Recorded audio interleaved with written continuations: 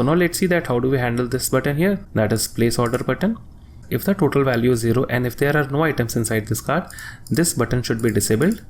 So let's go to our application again, and here inside this cart fragment where we are observing this cart list, what we can do, we can go here and we can get the button here very easily, that is using view binding, fragment cart binding dot place order button dot set enabled, and here we need to pass in the boolean here. So the boolean would be cart items dot size should be greater than 0.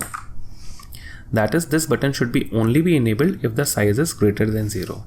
So now let's run this application, and this time the button would be enabled accordingly. So let's go back here. So let's go to our cart, the button is disabled. Let's go back, let's add an item, let's go back, the button is enabled. So why not, when someone clicks on this button, let's go to the order placed fragment. So let's go back here. So let's handle that button click here.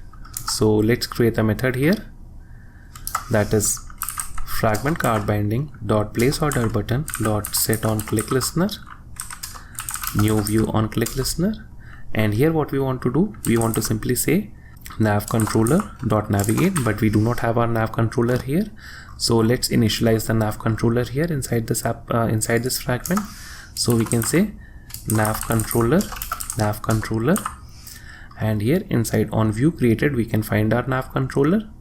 So what we can do here, we can say here that is nav controller equal to navigation dot find nav controller, and here we can pass in view like this, and then finally inside the on click method we can use that nav controller dot navigate, and here we can pass in the action id r.id dot action cart fragment to order fragment like this.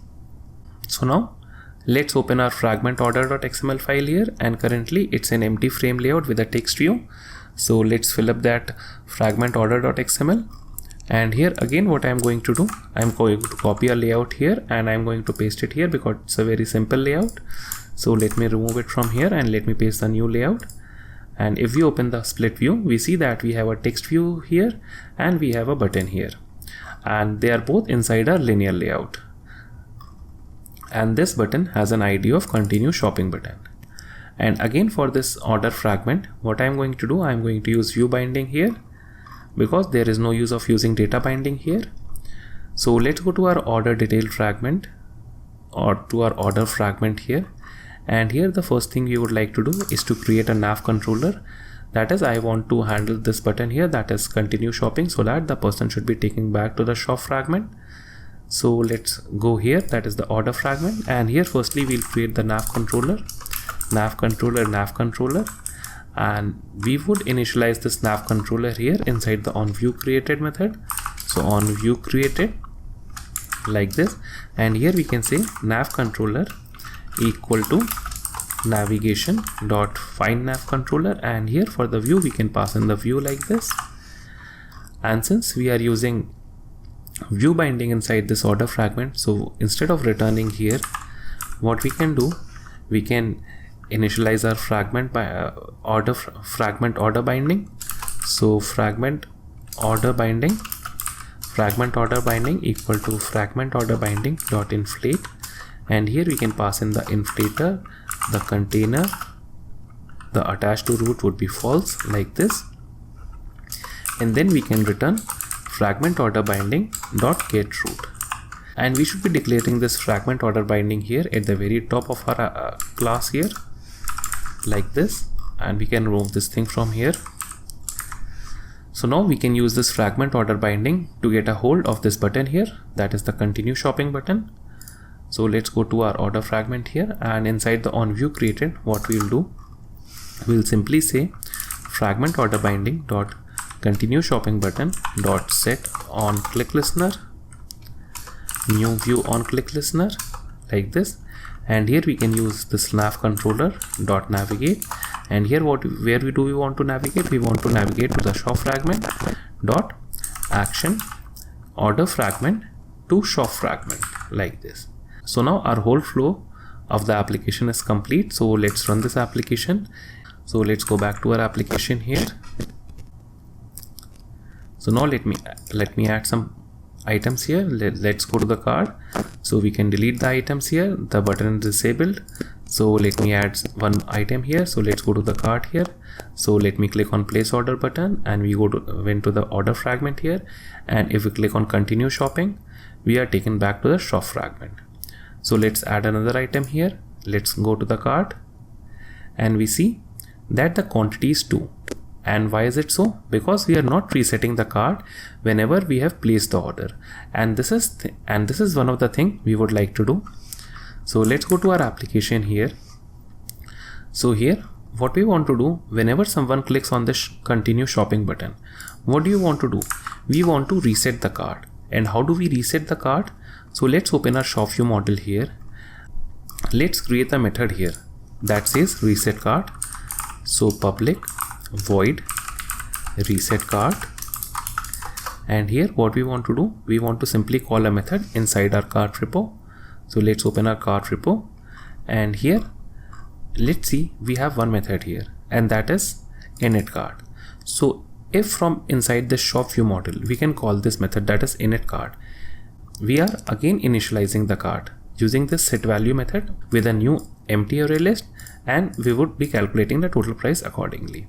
So let's do that, or let's call this method, that is init cart, from shop view model. So let's go to our shop view model, and here what we need to do, we need to simply say cart repo.init cart. And now from where do we want to call this method, that is reset cart? So we should call this method from order fragment, that is when someone clicks on the continue shopping button, he should call that method, that is inside the shop view model. So to use the shop view model, we need to initialize the shop view model first. So shop view model like this, and then we should initialize the shop view model here inside on view created. So shop view model equal to new view model provider, and here we need to pass in the owner, and the owner would be require activity dot get shop view model dot class, like this. And now what we can do, we can use the shop view model here. So we can simply say shop view model dot reset cart, like this. And now let's run this application, and this time our cart would be reset to 0, that is with an empty cart item list, and the price would be reset to 0. So let's go back here. So let's add an item here. Let's go to our cart. Let's place the order. So let's click on continue shopping, and let's go to our cart, and this time we see that the cart is empty here, and we do not have the previous items. So let's go back, and let me show you one more thing. So add to cart, let's go to our cart, place the order button here, and now if we click on this thing here, we are going to the shop fragment, and now let's click on this order, and now let's click on this back button. Now where we should be taken? We should be taken to the cart fragment or to the shop fragment. But in our case, we should be taken back to the shop fragment because I'll tell you why. Because let's go to this our folder structure here, and let's open this nav graph here, that is this nav graph, and let's open the design tab here. And if we see here, that is from this order fragment, that is this action here, that is from cart fragment to the order fragment, we have set the pop-up behavior here, and that is pop up to shop fragment, that is all the fragments would be popped up until the shop fragment. So that is why even when using the home button, we are going back to the shop fragment and not back to the cart fragment. So let's go back to our application here, and the last part of the puzzle of this application is to display a badge here inside the menu here. So let's do that in the very next video.